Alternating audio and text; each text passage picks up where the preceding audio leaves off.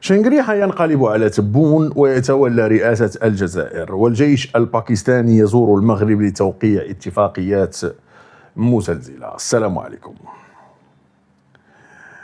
النظام الجزائري وصل للهاوية، وصل للحضيض بالفعل، على الرغم أنه يروج لتلك البطولات والعنصريات الفارغة، لكن بالفعل ينهار ويحتضر كما قال ذاك الشاعر قال لك يحتضر، رد بالضاد المعجمه ضاد، قال لك يحتضر، فهو كنقول منك انه يحتضر ويحتضر. الا كانت يحتضر ولات عندكم في القاموس.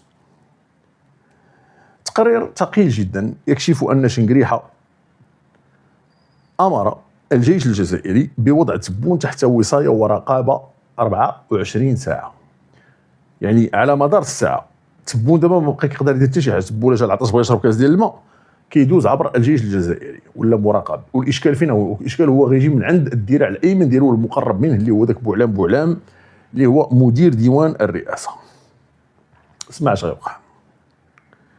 التقرير يكشف ان شنقريحه لقى واحد الخطه ثقيله، خطه يعني جهنميه، لانه بوعلام باش نفهموا خصنا نفهموا شكون هو بوعلام كيتعتبر هو الذراع الايمن ديال تبون، لانه رجل له باع طويل في المخابرات وفي الاستخبارات، كيشرف على على المصالح الامنيه داخل في الاجهزه ديال الدوله، له تاثير قوي ومقرب جد مقرب من تبون، يعني تبون كيتيق فيه.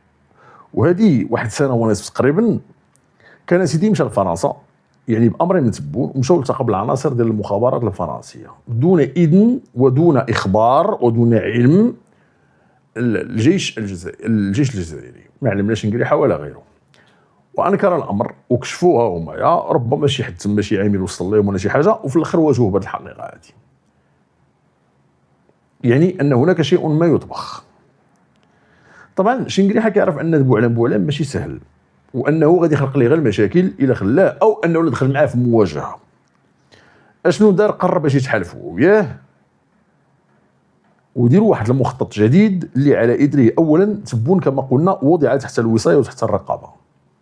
يعني تبون دابا الا دار شي حاجه راه تيقولوا ليه هما قولها، الا شفتيه قال شي حاجه ولا دارها ولا تحرك، هذاك الشيء كاع اللي قالوا عليه هو اللي كيدير، حتى من التصريحات الرئاسيه والخطابات الرئاسيه كلها باوامر من الكابرانات.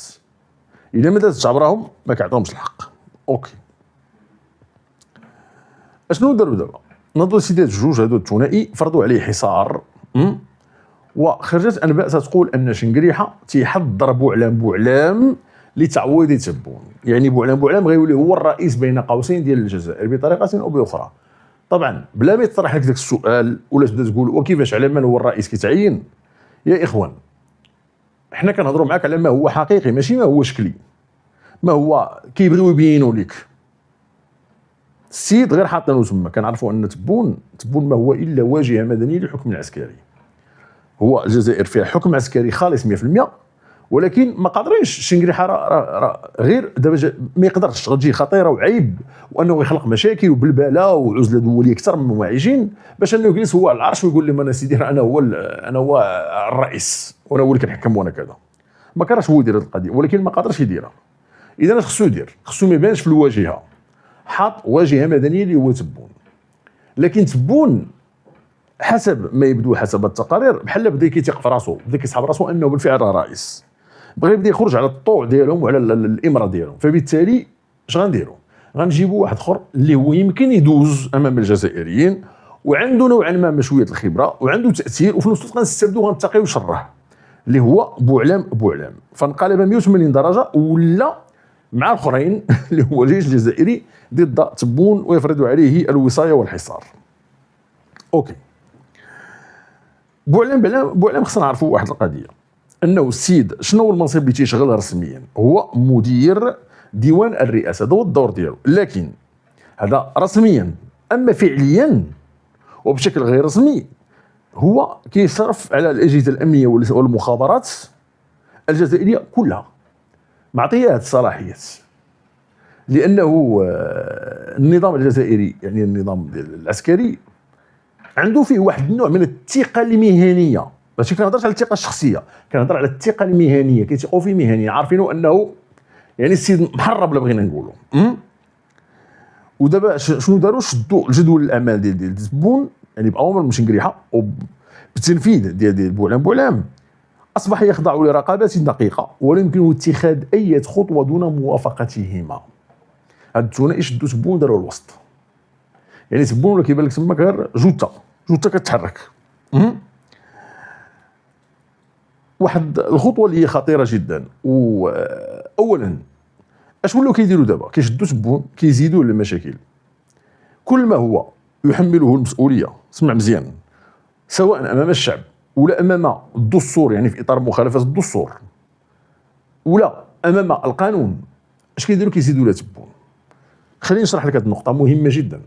الكبرانتو شنو دايرين؟ تبون راه حنا حاطينك تما كرئيس كذا وعندك امتيازات وعندك كذا وكلوب دو بان وعندك هذا، هادشي كاين، ولكن كاينه نقطه اساسيه. بحال دابا شديتي واحد وكتبتي ليه شي حاجه في سميتو كيف قلنا، شديتي واحد قلتي له ودي مثلا واحد الانسان كيتاجر في المخدرات ولا شي مصيبه كحله، اش كيقول له ودي الدار نكتبوها في سميتك وهذيك السياره نكتبوها في سميتك. الاخر بالنسبه لي هو راه زوينه، واه تكتب لي دار في سميتي، شكون اللي كرهها؟ واه تكتب لي طوموبيل في سميتي، ولكن بلاتي انت عندك واحد المقابل، عندك واحد النظير مقابل هذا العمل هذا، ولكن هذيك الدار فيها انشطه مشبوهه، مثلا فيها مصائب، تقدر تكون مخدرات، تقدر تكون ارهاب، تقدر تكون شي فضيحه. السياره كينقلوا بها حوايج اللي هي غير قانونيه. نهار توقع الواقع شكون غيمشي فيها؟ غيمشي فيها داك اللي مكتوب سميتو، واخا تمشي تلقى تحلاف وتبقى كذا. لان اول سؤال كيطرح لك، اول شيء لا قدر الله تعتقل بنادم، كيمشي عند السيد وكيل الملك كيقول له ودي اش كتقول في هذا الكلام؟ عندك تهمه موجهه كتقول كذا وكذا، وهي السياره في سميتك والدار في سميتك كلشي هادشي في سميتك، اش كتقول في هذا الكلام؟ انت غتجاوب لا والله سيدي ما كاين كذا. اول تعليق غيعطيك السيد وكيل الملك باش يكمل معاك الحوار ولا يسد معاك، هو اعطيني ما يفيد، اعطيني ما يفيد. داك الحالف وتبكي وداك الشيء ما خدامش، انت خصك تعطي ما يفيد. السيد وكيل الملك تقول له سيدي هي لا انا اللي بعت مثلا السياره مثلا كذا، لا انا راه دير ديكلاراسيون دو بيرت، راه هذه 15 يوم باش سرقت لي السياره عندك، عطيني اييه سيد سرقات له السياره، اذا انت محمي مثلا. هذه امثله، ولكن ما يمكنش واحد الحاجه بسميتك انت. علاش قلنا هذا الكلام؟ اش منو دوره هنايا؟ دوره يا اخوان ببساطه هو انه كيشدوا تبون وكيدفعوه يدير واحد الخطوات اللي هي غير دستوريه، اللي هما باغيين ينفذوها وما قادرينش ينفذوها. بحال داك اللي باغي السياره ينقل فيها شي مصيبه وما قادرش يديرها في سميتو، كيلصقها لواحد باش لو وقعت شي حاجه ما وقع والو راه مزيان، وقعت شي حاجه راه هو انا ما درت والو، راه هو سيروا منكم ليه، ولا كيدفع فيه معاهم. تكونوا فاهمين هذا الكلام. كيف قلت لكم شنو دوره هنا وشنو محله من الاعراب؟ لانه هذه قبل مده تبون بامر من شنقريحه وقع واحد المرسوم رئاسي بالضبط في يونيو 2024، يعني سنه ونصف تقريبا دابا. شنو المرسوم الرئاسي؟ شنو تيقول؟ تيسمح للقاده العسكريين بتولي مناصب على راس الاداره العامه والمدنيه، وهذا امر مخالف للدستور الجزائري ان صح التعبير. هذا امر غير قانوني، وماشي فقط بل هو مخالف كذلك للاعراف الجزائريه، ومخالف للمنطق الجزائري والمنطق الشعبي الجزائري. علاش؟ لانه الحراك والصداع اللي نايض فاش جا الحراك اش كيقول لك؟ حنا ما بغيناش دوله عسكريه، بغينا دوله مدنيه.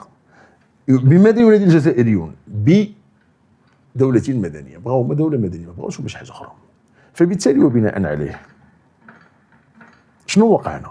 هنا انت كتدفع تبون يكون هو صمام الامان، بحيث انه هو باغي العسكر يكونوا تما، ولكن يقول لهم راه تبون اللي وقع. الا وقعت شي حاجه مثلا وكان شي حراك ولا كذا نضحيو بتبون، نشدوا تبون كيف قلت لكم بحال الفيوزيبل، تصوت الضو كنمشيو للفيوزيبل كيدير 10 درهم كنبدلوه ارخص ما كاين. باش ما تحركش لنا تلفازه ولا ثلاجه دايره مليون ولا مليون ونص ولا 2 مليون ولا كذا، كتحرك لنا فيوزيبل ب 10 درهم كنحلو كنجبدوه كنرميوه وكنجبدوا واحد اخر. هذا هو تبون فيوزيبل الصهيره بالعربيه، هو هذا. لانه غدا ملي الشعب غيثور ويقول لهم كيفاش نتوما شديتوا يعني الاجهزه وكل المناصب والادارات العامه والمدنيه وشديتوا درتوا فيها عسكريين، هادو ما خصهمش يكونوا هنا، ماشي بلاصتهم هنا. الا دازت راه دازت، ولكن لا الشعب ثار ودار المشاكل غيلصقوا في تبون ويقول تبون نحيدوه لانه انت اللي ما احترمتش الدستور، وبقاو محبيين. اوكي دابا الان وصلوا لواحد الدرجه اللي هي كارثيه، حتى انه تبون ولاو تيفرضوا عليه رقابه على استقبالاته الدبلوماسيه، بحيث انه دابا شحال من دبلوماسيين اجانب كانوا باغيين يلتقيو بتبون، زعما انه فرضا كيسحبوا السيد راه فيه الرباح، يمشيو يناقشوا معاه بعض الملفات وبعض القضايا وكذا. لكنهم لم يتمكنوا من لقائه. يعني كاين اللي فيه عام هو باغي يلتقي بتبون ما قدرش، هما فرضنا عليه الرقابه، تبون ما عندوش الصلاحيه باش انه يقرر في هذا الامر، حتى يخليوه الاخرين، وكانه تحت واحد الحراسه نظريه او شيء من هذا القبيل. واصبح بالفعل دوره شكليا، وان العسكر اليوم يتحكم في مقاليد الحكم اكثر من اي وقت مضى، حتى في الوقت اللي كانوا كيقبلوا ان يسموا دوله عسكريه اكثر من هذاك الوقت. هادشي كامل حاطين تبون يعني كواجهه مدنيه وكبيدق حاطينه تماك، وهو الان يتم التحكم به بطريقه مشينه ومهينه. بالجهه المقابله في المملكه المغربيه غادي يصدر واحد التقرير يعني ثقيل جدا من مصادر دبلوماسيه باكستانيه اللي كشفت انه مؤخرا وفد عسكري رفيع المستوى زار المغرب من اجل التعاون الاستخباراتي والعسكري مع الجانب المغربي. وهذا الشيء جاء مباشره من بعد ديك الشوشره وداك الترويج اللي داروا النظام الهجين، اللي تيقول لك ان باكستان انقلبت على المغرب، وان باكستان لا علاقات لها يعني موثوقه بالمغرب الى غير ذلك. اعتبروا ان باكستان منقلبه على المغرب من بعد التصويت، الجلسه ديال التصويت في مجلس الامن على القرار 2797 اللي طبعا نأت بنفسه، يعني تصويت وقررت باش انها يعني تمتنع على التصويت، لكن من بعد خرجات وشرحات المغرب، وكان هذا الامر اصلا استباقيا بالتنسيق مع المغرب.